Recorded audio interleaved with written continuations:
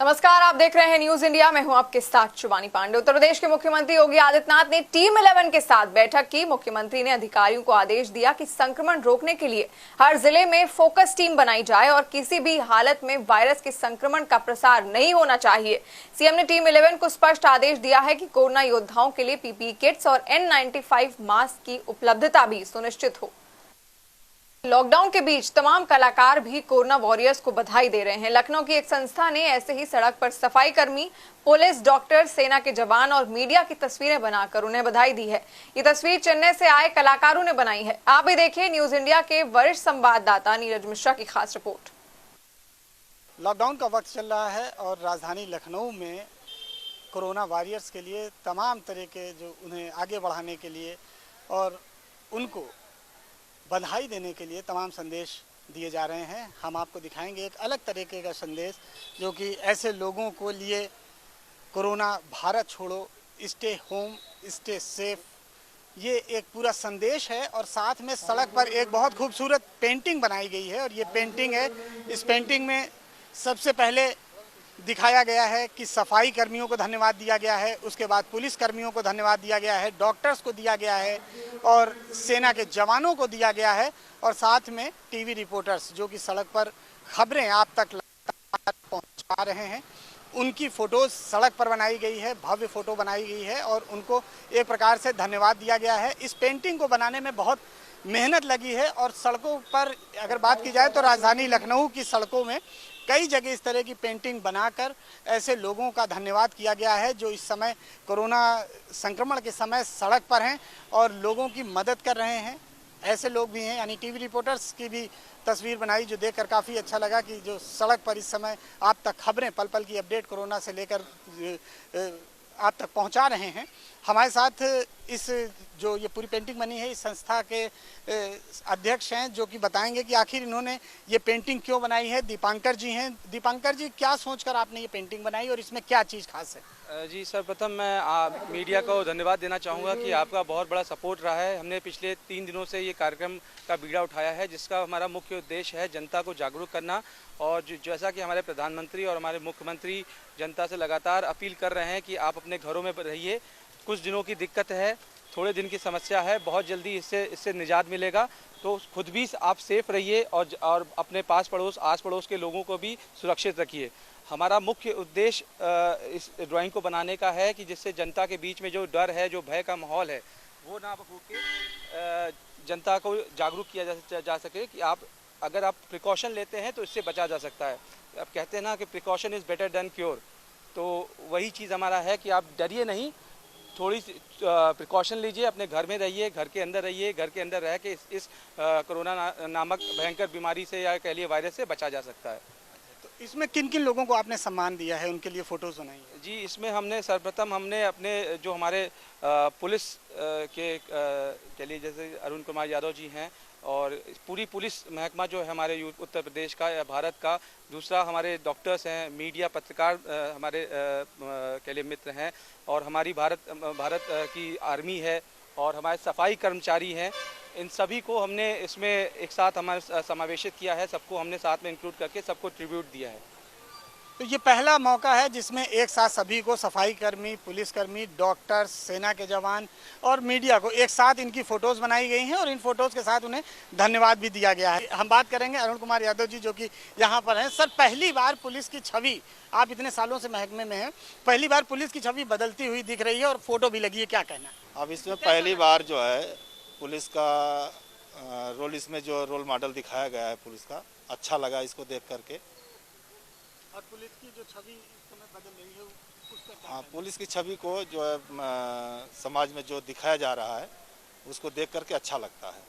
तो ये थे अरुण जी जिनका कहना है कि पुलिस की जो छवि बदल रही है वो भी एक बहुत अच्छी बात है, क्योंकि तमाम जो पुलिसकर्मी हैं वो 24 घंटे सड़कों पर उतरकर लोगों की मदद कर रहे हैं और लोगों को जागरूक भी कर रहे हैं। चेन्नई से कलाकार आए हैं इस फोटोज को बनाने के लिए। दाऊद इनका नाम है, दाऊद, चंद्रकांत और दाऊद, 2 लोग हैं जो कि चेन्नई से आए हैं। हम इनसे बात करेंगे। दाऊद, कितनी देर में पेंटिंग बनाई और कैसा लगा इसको बनाकर? ये दो घंटे में ये पेंटिंग फिनिश हुआ। 2 घंटा टाइम। 2 घंटे में ये पेंटिंग फिनिश हाँ। कितनी जगह पर ये पेंटिंग बनाई? अभी 3 दिन से कर रही 4 प्लेस में अभी कर रही हैं। तीन प्लेस लखनऊ में 3 जगहों पर इस तरह की पेंटिंग लगाई गई है और सड़क पर जो भी लोग यहाँ से गुजरते हैं वो देखेंगे। भले ये पेंटिंग कुछ दिन में ये मिट जाए बारिश की वजह से या किसी भी वजह से, लेकिन इसकी छाप जो है वो बहुत लंबे समय तक लोगों के दिलों में रहेगी। कैमरामैन गौरव के साथ Neeraj Mishra, news India, Lucknow. Lockdown के दौरान एक ऐसा काम हुआ जिसे पिछली कई सरकारें नहीं कर सकी और वो काम है गोमती सफाई का। जिस गोमती सफाई के लिए करोड़ों रुपए के बजट जारी होते थे, फिर भी गोमती गंदी ही नजर आती थी। लेकिन आज गोमती नदी बिल्कुल साफ है और उसका कारण है लॉकडाउन, क्योंकि लॉकडाउन में तमाम कारखाने बंद हैं जिनका कचरा गोमती में मिलता था। आप भी देखिए न्यूज इंडिया के वरिष्ठ संवाददाता नीरज मिश्रा की रिपोर्ट। लॉकडाउन का वक्त 1 महीने से अधिक का हो गया और ऐसे में प्रदूषण की जो स्थिति थी वो काफ़ी उसमें सुधार हुआ है और साथ ही कहा जा रहा है कि गोमती नदी में भी काफ़ी सुधार हुआ है। इस बात को देखने के लिए हम खुद आज गोमती नदी के पास आए हैं। ये राजधानी लखनऊ की गोमती नदी है। इसको लेकर तमाम प्रोजेक्ट और तमाम सरकारों ने दावे किए कि ये कितनी साफ़ हुई, लेकिन इस लॉकडाउन के पीरियड में अगर कोई बहुत अच्छा काम हुआ है वो है कि गोमती की सफाई, जो आप देख सकते हैं कि इसमें किसी तरह की खास गंदगी देखने को नहीं मिल रही है।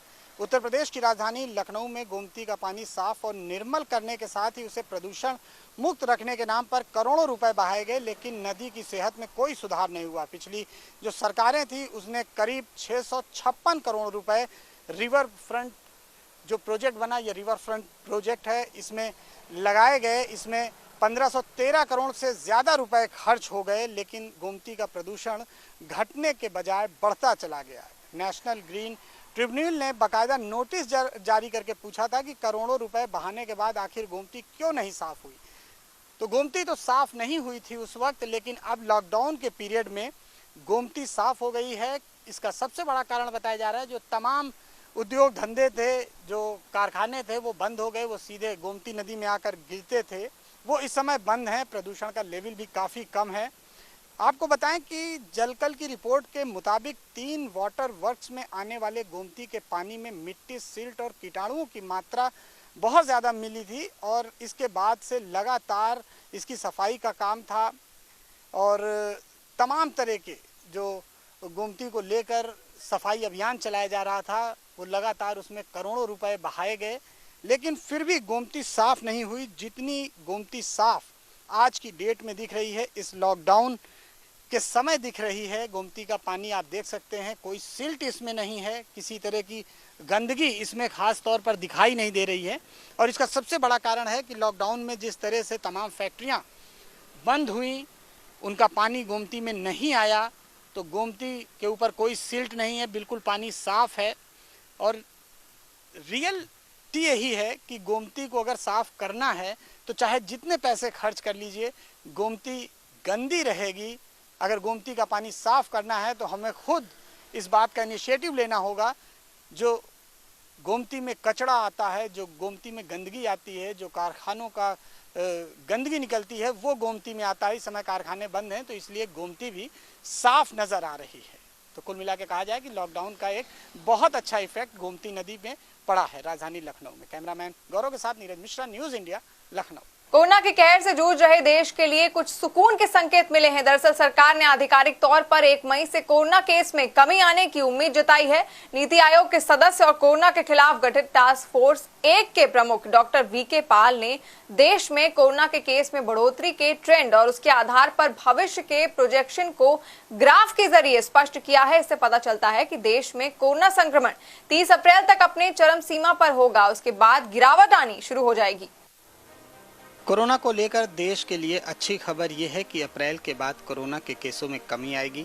लॉकडाउन का प्रभाव मई में देखने को सामने आएगा। जिन लोगों को 24 मार्च को लॉकडाउन के पहले कोरोना वायरस का संक्रमण हो चुका था, उसके लक्षण आने में 7 से 14 दिन का समय लगा और इस कारण 31 मार्च से 6 अप्रैल के बीच लॉकडाउन के दूसरे हफ्ते में कोरोना मरीजों की संख्या में दुगनी गति देखने को मिली।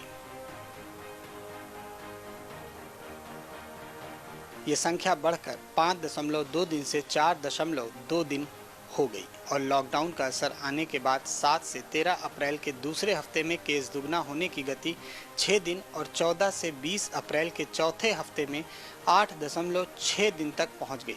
डॉक्टर पाल ने जो ग्राफ दिखाया है उसमें कोरोना के 30 अप्रैल को पीक पर पहुंचने और 1 मई से नीचे की ओर जाने का प्रेजेंटेशन किया गया है और मरीजों पर नजर रखी जा रही है।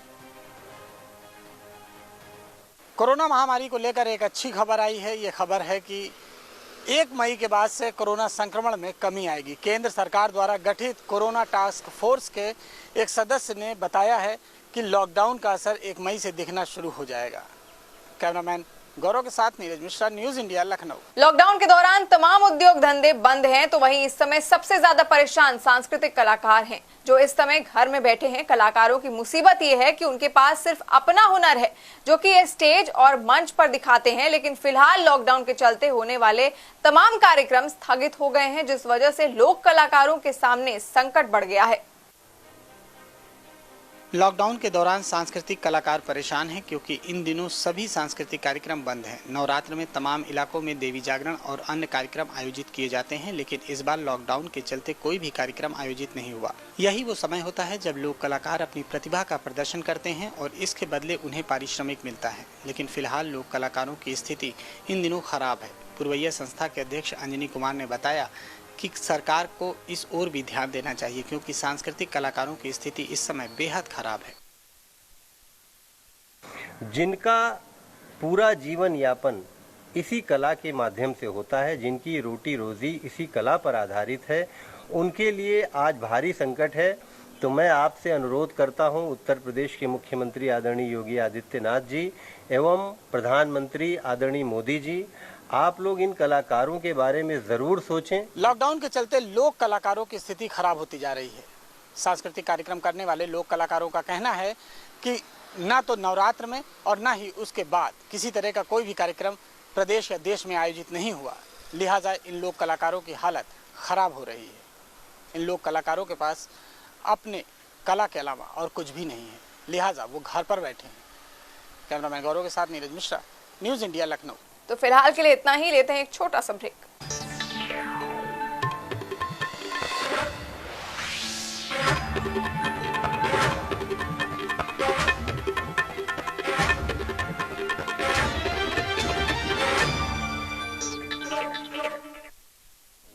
तो ब्रेक के बाद एक बार फिर से आपका स्वागत है। एटा में एक रिटायर्ड स्वास्थ्य कर्मी के घर में 2 मासूम बच्चों सहित 5 लोगों की संदिग्ध मौत हो गई है। पुलिस ने घर का दरवाजा तोड़कर शवों को निकाला है।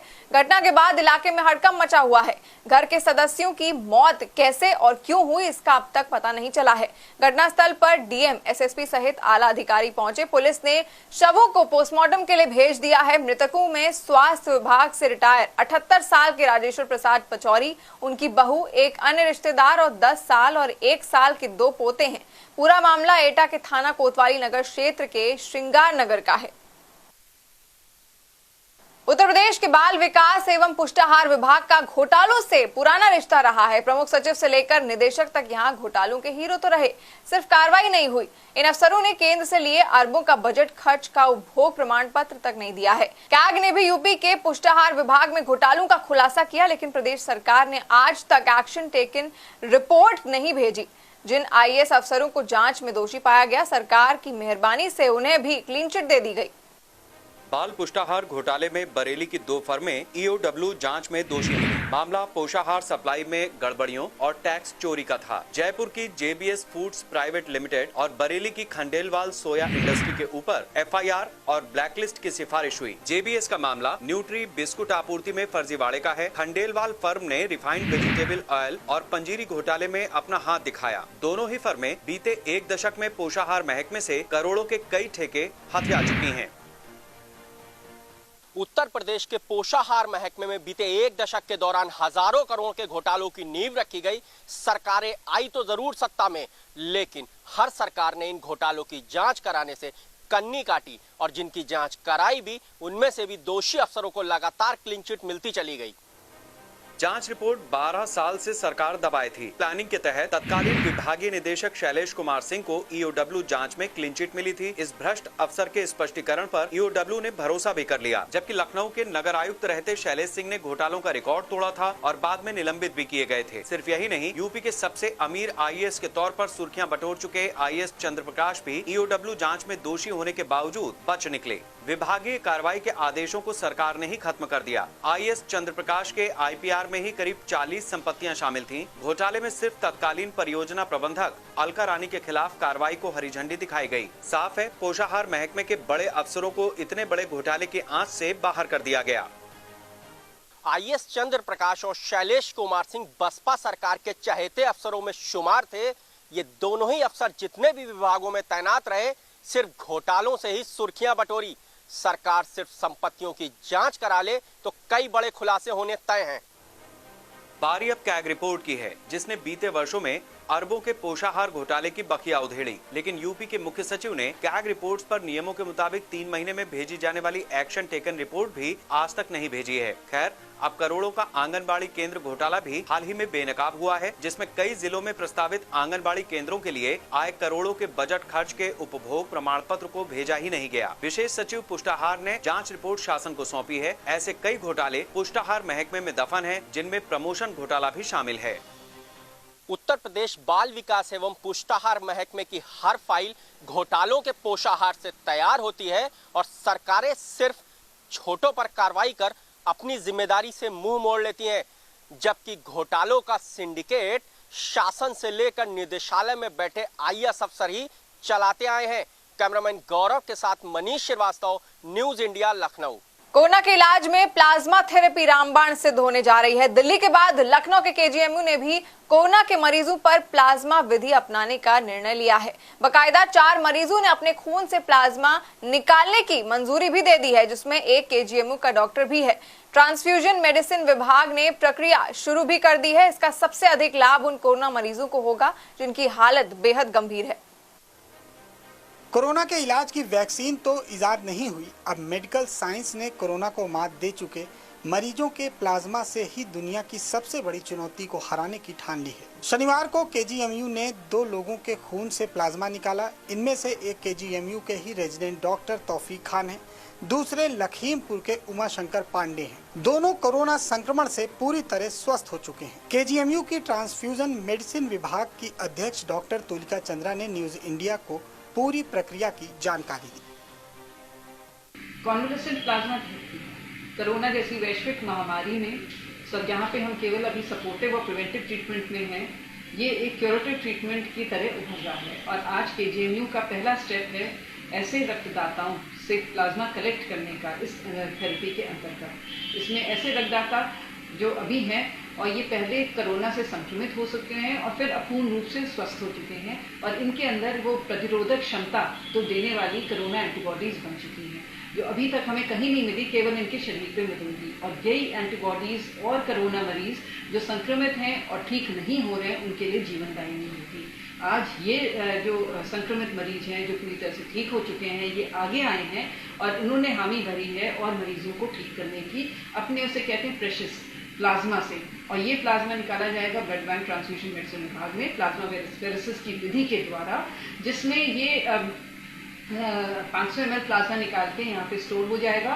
और जैसे ही इनके ग्रुप का मरीज मिलता है जो शायद इतना सौभाग्यशाली नहीं है कि वो ठीक हो रहा है किंतु अपनी मृत्यु की तरफ बढ़ रहा है, उन पे ये प्लाज्मा चढ़ा दिया जाएगा और इसमें ये वो कोरोना एंटीबॉडीज होंगी जो उसके अंदर कोरोना एंटीजन से लड़ाई करके एक तरफ से उसको मारने में किसी हद तक सहायक होंगी। और आज ये कार्य ये ब्लड बैंक के जेएमयू ट्रांसफ्यूजन मेडिसिन विभाग और मेडिसिन विभाग और माइक्रोबायोलॉजी विभाग और हमारे honourable professor VC professor ML Bhatt के गाइडेंस एंड सुपरविजन में ये स्टार्ट होना चाहिए। दोनों व्यक्तियों के शरीर से 500 मिलीलीटर प्लाज्मा फेरेसिस विधि से निकाला गया। केजीएमयू में अब 200 मिलीलीटर प्लाज्मा कोरोना संक्रमित गंभीर मरीज को चढ़ाया जाएगा। एक व्यक्ति के प्लाज्मा से उसी ब्लड ग्रुप वाले 2 गंभीर कोरोना संक्रमितों को जीवन दान मिल सकेगा। हालांकि मरीजों को प्लाज्मा चढ़ाने की प्रक्रिया सोमवार या मंगलवार से शुरू हो सकती है। कोरोना से स्वस्थ हो चुके 2 और लोगों ने अपने ब्लड से प्लाज्मा निकालने के लिए अपनी सहमति केजीएमयू को दे दी है। कोरोना को मात दे चुके लोगों की काउंसलिंग डॉक्टर डी हिमांशु कर रहे हैं, जिससे और लोग प्लाज्मा देने के लिए आगे आ सके। तमाम सरकारी दावों के बीच उत्तर प्रदेश में कोरोना का कहर थमने का नाम नहीं ले रहा है। देश में जिस आगरा मॉडल की सबसे ज्यादा चर्चा थी, उत्तर प्रदेश में 8 मौतें आगरा से कोरोना संक्रमितों की हुई है और आगरा में तकरीबन 358 लोग कोरोना संक्रमित करार दिए गए हैं। आज भी कोरोना के 10 मरीज आगरा में नए सामने आए, जिसके बावजूद अभी तक यूपी सरकार ने आगरा के एक भी अफसर के ऊपर कोरोना संक्रमण रोकने के प्रति उत्तरदायित्व फिक्स नहीं किया है, जबकि 2 डॉक्टरों ने वहां तकरीबन 350 पेज की रिपोर्ट सौंपी है। अगर हम पूरे उत्तर प्रदेश की बात करें तो तकरीबन 1750 कोरोना मरीजों का आंकड़ा पार हो रहा है। इसमें से 1052 सिर्फ तबलीगी जमात से जुड़े लोग हैं जो कोरोना पॉजिटिव हैं। वहीं सीतापुर में 3 निजामुद्दीन मरकज से जुड़े जमाती कोरोना पॉजिटिव करार दिए गए हैं। लेकिन यूपी की राजधानी लखनऊ में कोरोना अपना विकराल रूप लगातार दिखा रहा है। यहां बीते 24 घंटों में तकरीबन 19 कोरोना मरीज सामने आ चुके हैं, जिसमें 9 माह की एक बच्ची भी है। ये बच्ची बिरहाना के उस केबल ऑपरेटर के परिवार से है जो कोरोना संक्रमित करार दिया गया था और इसके परिवार के 7 लोग कोरोना पॉजिटिव पाए गए हैं, जिसके बाद लखनऊ में तमाम नए हॉटस्पॉट प्रशासन घोषित कर सकता है। लेकिन लखनऊ में जिस प्रकार से कोरोना तेजी से पैर पसार रहा है और अब तक 2 सैकड़ा से ऊपर कोरोना मरीज सामने आ चुके हैं, उसके बावजूद अभी तक एक अच्छी खबर ये भी है कि बीते 24 घंटों के अंदर राम सागर मिश्र से 22 मरीज कोरोना के ठीक भी हो चुके हैं और इससे पहले 17 मरीज भी स्वस्थ होकर के अपने घर जा चुके थे। लेकिन निजी अस्पतालों की लापरवाही भी लखनऊ में सामने आ रही है। चंदन अस्पताल में 2 कोरोना पॉजिटिव मरीजों को 3 दिन पहले भर्ती किया गया था, जिसकी प्रशासन को कोई सूचना नहीं दी गई थी, जिसके बाद सीएमओ लखनऊ ने चंदन हॉस्पिटल को सील कर दिया गया है और यहां पर किसी भी प्रकार की ओपीडी और तमाम अन्य जरूरी चिकित्सा सेवाएं रोक दी गई हैं और चंदन हॉस्पिटल को पूरी तरह से सैनिटाइज किया गया है। लेकिन लखनऊ के बड़े हॉस्पिटल चंदन पर अभी तक किसी भी प्रकार की कोई कार्रवाई ना होना स्वास्थ्य विभाग को कटघरे में भी खड़ा कर रहा है। कैमरामैन गौरव के साथ मनीष श्रीवास्तव, न्यूज इंडिया, लखनऊ। रमजान का त्योहार आते ही प्रशासन पूरी तरीके से सतर्क हो गया है। अमेठी में प्रशासन ने सुरक्षा व्यवस्था की सभी तैयारियों को पूरा कर लिया है ताकि रोजेदारों को किसी भी प्रकार की असुविधा न हो। जिला प्रशासन ने घरों तक खाद्य सामग्री पहुंचाने के लिए होम डिलीवरी की सुविधा बनाई है। लॉकडाउन के चलते बाजार बंद हैं, ऐसे में प्रशासन ने लोगों से घरों में रहकर त्योहार मनाने की अपील की है। जायस नगर पालिका में तिलोई विधायक मयंकेश्वर शरण सिंह ने रमजान के त्योहार से पहले खाद्य सामग्री वैन को हरी झंडी दिखाकर रवाना किया। सभी रोजेदार भाइयों से हमारी अपील है कि अपने घर में ही बने रहें। जो भी अनुष्ठान है, जो भी नमाज वगैरह है, घर में ही रह के अदा करें। बाहर किसी भी दशा में ना निकलें। लॉकडाउन के निर्देशों का, सोशल डिस्टेंसिंग के निर्देशों का अच्छा सा कंप्लायंस करें। परसों से रमजान शुरू है तो लोगों को उसमें तकलीफ ना हो, इसलिए ये सरकार की तरफ से ये एक नई योजना चलाई गई है। इसमें खजूर, फल और बिस्किट वगैरह जो है सबको बांटे जा रहे हैं। मेरा एक अपील सबसे है, खासकर जायस के सभी निवासियों से, कि सोशल डिस्टेंसिंग बनाए रहें, घर से बाहर बिल्कुल न निकले। यही मेरी आप सबसे। रमजान के चलते कहीं भी लॉकडाउन का उल्लंघन न हो, इसके लिए अमेठी में पुलिस ने कमर कस ली है। मस्जिद या दरगाह वाले इलाकों में ड्रोन कैमरों से नजर रखी जा रही है, जिससे मुस्लिम बाहुल्य इलाकों में किसी तरह की दिक्कत न होने पाए। इसके साथ ही पुलिस अधीक्षक ने सभी से अपने घरों में त्योहार मनाने की अपील की है। जैसे कि रमज़ान शुरू हो रहा है तो सभी धर्म गुरुओं से थाना स्तर पर, जनपद स्तर पर बैठक हो गई है और सौहार्द के लिए और लॉकडाउन के अनुपालन के लिए सभी को आश्वस्त किया गया है। साथ साथ ही जो शहरी के समय पे और रमज़ान में जो भी आवश्यक वस्तुओं की, खाद्य सामग्री की ज़रूरत होगी, उसके लिए डोर टू डोर डिलीवरी का प्रशासन द्वारा तैयारी की गई है। जोनल सेक्टर स्कीम लागू करके सभी जगह इंपॉर्टेंट स्थलों पर हमारी PRVs और हमारी ड्यूटी बल तैनात की गई हैं, रूफटॉप ड्यूटीज़ लगाई गई हैं। साथ ही ड्रोन के द्वारा एरियल सर्वेलेंस किया गया है और धर्म गुरुओं के माध्यम से ही, मस्जिदों के लाउडस्पीकर के माध्यम से ही ये लोगों में एक हम लोग अवेयरनेस कर रहे हैं कि कोई भी तरावी की नमाज के लिए, जुम्मे की नमाज के लिए, अलविदा की नमाज के लिए इकट्ठे ना हो, सोशल डिस्टेंसिंग का पालन करें, मास्क लगाएं और कोरोना के संक्रमण की रोकथाम में जो लॉकडाउन का फेज 2 है उसमें प्रशासन और पुलिस का पूरा सहयोग करें। बदायूं में रिश्तों को शर्मसार करने वाली घटना सामने आई है। थाना उसहैद के रिजोला गांव में एक पति ने अपनी पत्नी के अवैध संबंध के शक में फावड़ा मारकर उसकी हत्या कर दी। घर में मौजूद प्रेमी पर भी हमला किया था, जिसे गंभीर हालत में जिला अस्पताल भेज दिया गया है। पुलिस ने आरोपी पति को गिरफ्तार कर लिया है। पुलिस पूरे मामले की जांच कर रही है। मृतका के भाई की तहरीर पर पुलिस ने मामला दर्ज कर कार्रवाई शुरू कर दी है और शव को कब्जे में लेकर पोस्टमार्टम के लिए भेज दिया है। ये थाना उसैत में गांव रिजौला है, जहां एक दुर्वेश नाम के व्यक्ति ने अपनी पत्नी की हत्या कर दी है। ये हत्या उसने फावड़ा मारकर की है। पत्नी के बीच विवाद था। मौके से व्यक्ति को गिरफ्तार कर लिया है। आला कत्ल भी बरामद कर लिया है। महिला की लाश को पंचायतनामा भरवा के पीएम के लिए भेज दिया गया है। मथुरा में कोरोना वायरस का कहर बढ़ता ही जा रहा है। अब तक 10 कोरोना संक्रमित मामले सामने आ चुके हैं। 3 दिन में 4 लोग कोरोना संक्रमित पाए गए। शहर के सघन आबादी वाले क्षेत्र में से 3 लोग कोरोना संक्रमित पाए गए। जिला प्रशासन और पुलिस ने संक्रमित इलाकों में 26 इलाकों को हॉटस्पॉट घोषित किया है और सभी इलाके सील कर दिए गए हैं। इन सभी इलाकों में मात्र 10 गेट खोले जाएंगे, जिसमें से आवश्यक वस्तुएं लोगों तक पहुंचाई जाएंगी। आवश्यक वस्तुएं पहुंचाने हेतु दुकानें चिन्हित की गई हैं, जो कि घर घर जाकर आवश्यक सामग्री की डिलीवरी करेगी। मथुरा शहर के लाल चौक और चौबियापाड़ा इलाके में जो 2 नए कोरोना पॉजिटिव केसेज आए हैं 23 और 24 अप्रैल को, उसी को ध्यान में रखते हुए जो प्रोटोकॉल कहता है उसके अनुसार इन हॉट स्पॉट्स में 3 किलोमीटर के एरिया को पूरी तरीके से सील किया जा रहा है। इस पूरे एरिया में टोटल 28 आने जाने के रास्ते हैं, जिनमें से सिर्फ 9 रास्तों को, जो मेन रास्ते हैं, उनको खुला रखा जाएगा। और वो भी इसलिए रखा जाएगा कि वहाँ से जो आवश्यक वस्तुओं की चीज़ें हैं, जिसमें खाद्य पदार्थ हो गए, जिसमें दवाइयाँ हो गई, या कोई मेडिकल इमरजेंसी है, या फल या सब्जी और दूध के जो ठेले आइडेंटिफाई किए गए हैं, वही उनसे उन एरिया के अंदर प्रवेश करेंगे। हरदोई के पूरा बहादुर गांव में उस समय हड़कंप मच गया जब एक पुत्र ने पिता को ही मामूली विवाद के चलते ईंट से कुचलकर मौत के घाट उतार दिया।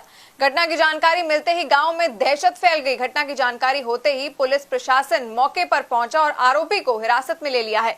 पुलिस ने शव को कब्जे में लेकर पोस्टमार्टम के लिए भेज दिया है। थाना क्षेत्र में पूरा बहादुर गाँव है, जहाँ के राधेश्याम पांडे करीब 65 वर्ष के एक बुजुर्ग व्यक्ति थे, जिनके लड़के नीरज ने, जो कि 40 वर्ष का था, उसने सर पे ईंट से प्रहार कर दिया। वो घायल अवस्था में उसको हॉस्पिटल लाया गया था और यहाँ से ट्रॉमा सेंटर रिफर किया गया था लखनऊ के लिए। रास्ते में जाते समय उनकी मृत्यु हो गई।